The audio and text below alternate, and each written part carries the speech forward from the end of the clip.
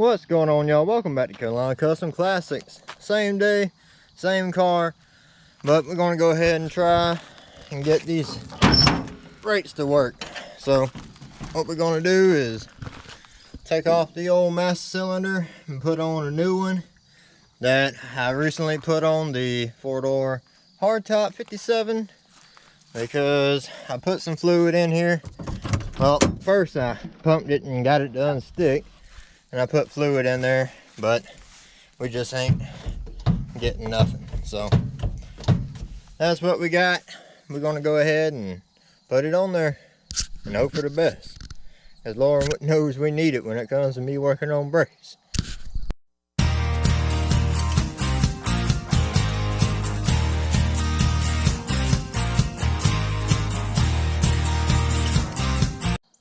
Alright, so overlook my sketchy as hell hood prop, but that's her, brand spanking new and already getting rust on her. Dang it, should have put a little bit of grease on it, but that's what we're gonna go ahead and take off. I think I showed the engine in the last one, but this is the original engine to the 57 4-door hardtop, but we're gonna keep it for maybe a part here and there or something. Maybe rebuild one day, who knows. But we're gonna go ahead and put the orange engine that I recently painted in here and call it good. I'm gonna just hook it up to the power glide and hope for the best. It should be good. And usually the old power glass is pretty indestructible, so that's what we're gonna roll with and see how it goes. And I got another, I believe it's a 350 small block Chevy out of a Corvette, but it might be a 400, I don't know. I haven't ran the numbers. I actually really looked at it too good. But that one we're going to be putting into my 57 2-door hardtop, my little hot rod car down there. But we're going to do some pretty good work to the old 350 whenever I get it. It's supposedly been rebuilt and bored over, so that's also a plus. But I don't know what we're going to do with it. I don't know. Maybe a supercharger or something. I want to do something kind of spiffy, but you know, maybe some nitrous or something. We'll see how it goes. But anyways, back to what we're doing. So I'm gonna go ahead and set y'all up, start taking this bad boy back off. Alright, so to do this job, all you need is a 7/16. Best to use a brake line wrench, but I'm just going to use a regular wrench, and it's 4 9/16 bolts.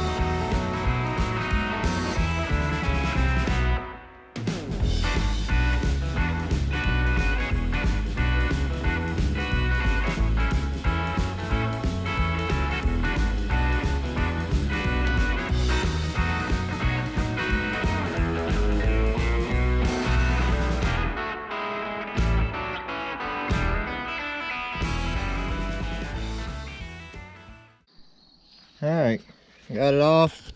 As you can see, it's pretty simple. You just got this rod that pushes against here. Well, it kind of sits in here and pushes, and as you push, it compresses and pushes the brake fluid out the end there. That's all it is to it, pretty simple. Let's go ahead and get off the old one now and put this one on.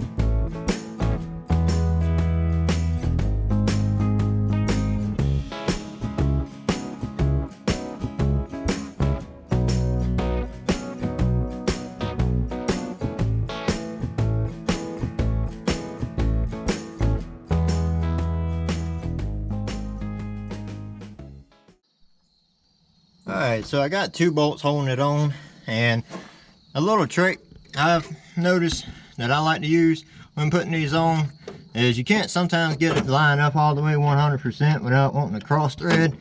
So what I do is just loosen this bolt here, and then you can unscrew this and then, you know, put it on the brake line like so. That's what I always do, and then just put it on afterwards. Got her on, she's all hooked up, ready to go. I'm gonna just pump it and just make sure everything's functioning good. Oh yeah, that feels way better. All right, so now just gonna pop the cap off. I believe it's a 3/4, same as this bolt. If you're wondering, that's a 3/4. That's 3/4. Like I said, this is brand new, never used it. So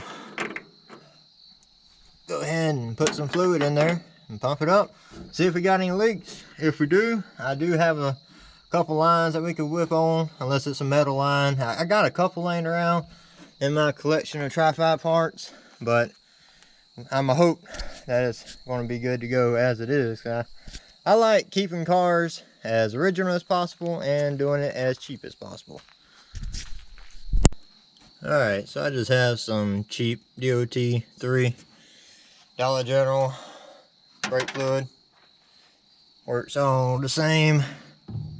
Let's see if I can get this in there without spilling it all over the place.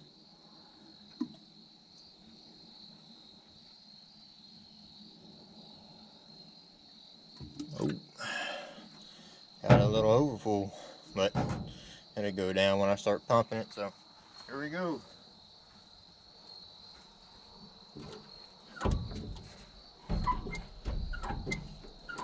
It's going down.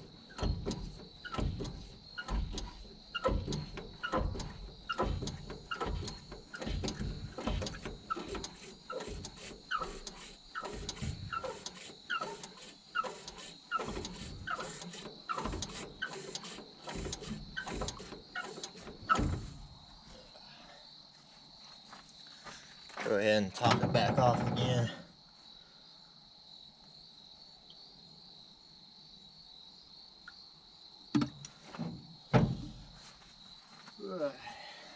Lovely night tonight, or this evening.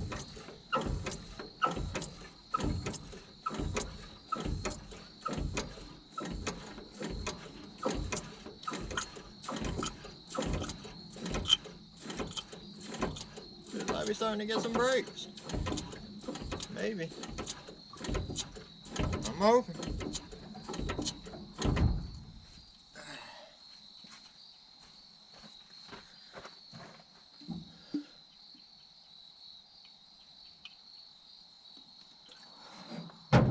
Do it one more time, then we're going to check for any leaks.